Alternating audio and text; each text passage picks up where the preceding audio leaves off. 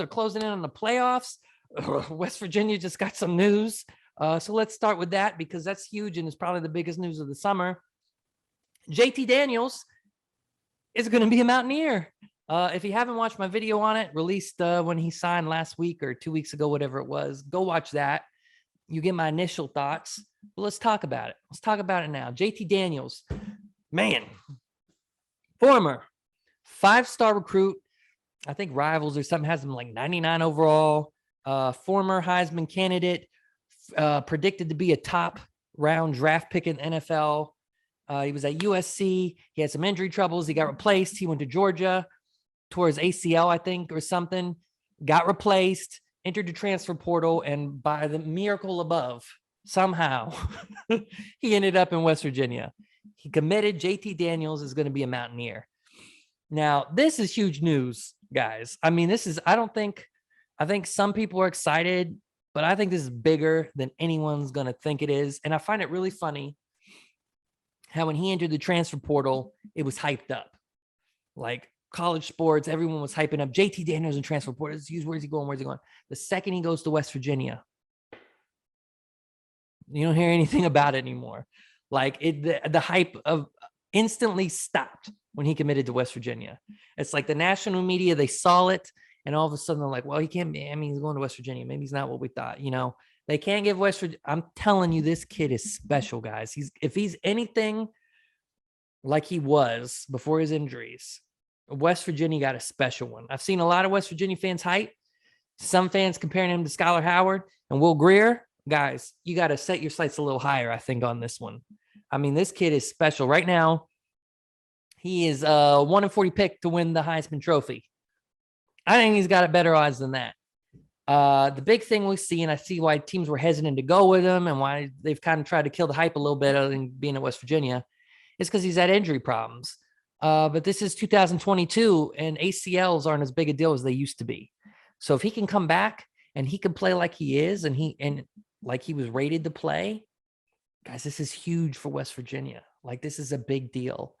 At worst, this took us from maybe like a, I don't know, 7-win, 8-win season, if we're lucky, to like a 10-win season. So, and you know, I've been a West Virginia fan for a long time, as you guys have. I don't want to, we've been through this before, right? Well, we jump on the hype train, we get excited, and then they let us down. So I don't want to get too early and too hype and say, oh my God, we're going to this, we're doing this. But hey, this changes things. It really does. It really does. Like, this kid is a baller. I mean, he's a Heisman candidate. He was projected to be a top NFL draft pick. I think I was looking at his Rivals or 24/7 score, and I think he was like nationally rated 10th or 12th overall for his class. In that class, Trevor Daniels, I think, was the first one. Justin Fields or someone was 2 or 3, and he was like 12th or 14th on that. This guy's a baller, man. He's really, really good. And if he lives up to his pre-injury potential, he could do some big things in West Virginia. And, you know, I mentioned this briefly in the video. Go watch it on YouTube. If you haven't, there's another video. You can go watch it, like it, subscribe to the channel. Anyways, I mentioned it briefly in my first JT Daniels reaction video. This like starts a domino effect for WVU because other recruits and transfers in the portal see him and they want to play here now. You know, before, if you're a wide receiver, any player, especially an offensive player, but any player, and you're looking at WVU and you see, you know, Will Crowder, Garrett Green, and Nico Markiel, who, hey, we're still very hype about, but he's young. He's a freshman. And we're going to talk about the quarterbacks in a second in the spring game. If you see those guys, you may, do I want to go to WVU or do I want someone that can pad my numbers? Now you see JT Daniels at quarterback and you see Graham Harrell as the offensive coordinator who's known for a heavy scoring offense. You're going to come to WVU. I mean, they can put your number. If you're a wide receiver, that's what you want. JT Daniels and Graham Harrell, come on. I mean, anybody in the team, WVU has just made themselves a contender, not only in the Big 12, but in the transfer portal and for future commitments. So this is huge. It's huge for West Virginia this season, especially, but this is going to have a domino effect for the next few years, guys, leading into the future. And, you know, speaking of Nico, we're really hype about him, but I think this is best case scenario for Nico, because what we've seen so far in the spring game, which we're about to talk about in practice, he's got the potential, but he's still young and he's still playing like he's young. So I think this is best case scenario. You get to redshirt him, give him an extra year of eligibility. He gets to learn the system better. He gets more comfortable. He gets more size, more strength. He gets to watch a player like JT Daniels play quarterback and how he conducts himself. And then when Nico comes in 2 years, West Virginia is, a powerhouse at this point. So, this is all best case scenario. This is what I think, but it's West Virginia and we've been down this road before and we've been through heartbreaks. We'll have to see how this goes. But hey, I'm excited right now. Let me know what you guys think in the comments about JT Daniels and everything going on in West Virginia over the past week. Let's talk about the spring game, spring practice. They wrapped up. From what I saw, the defense struggled a little bit.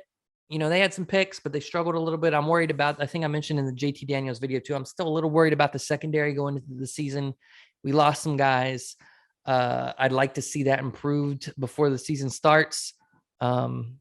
Maybe we could get another transfer. I don't know who's out there right now, but I feel like the secondary needs some help. The quarterbacks, that's what we were all watching in the spring game. JT's not there yet, so our 3 guys that we've been waiting on. From what we saw, so leading up to this, all we've heard from camp and seen from camp from the coaches is how great Garrett Green was. Garrett Green has been by far the best in camp. Goose has been good. Nico's had moments, but he's also looked like a high school senior in moments.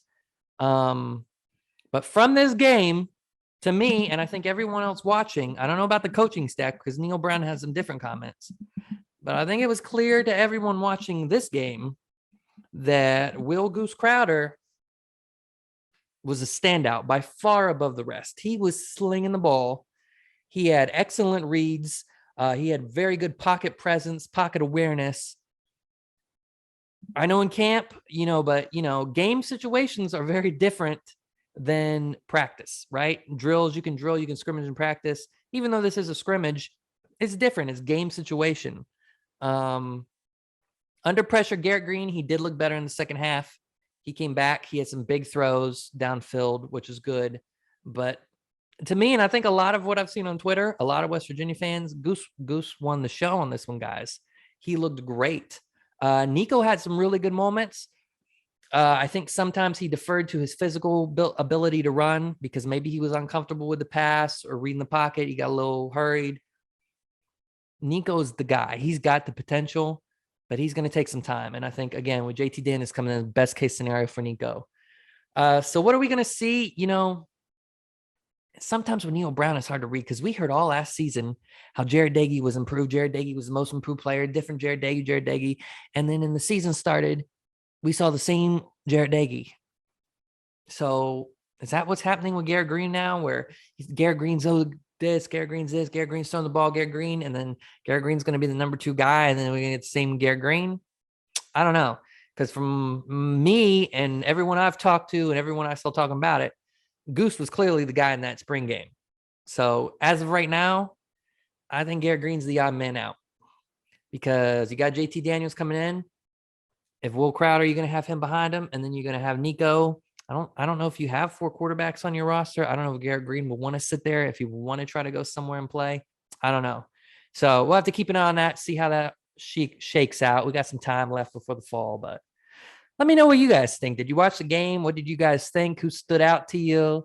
Not just quarterbacks in any position. Is there anything you're worried about? Are you worried about the secondary like me? You worried about the line? Well, the line looked good, and I think they're going to improve. So we'll see how that goes. But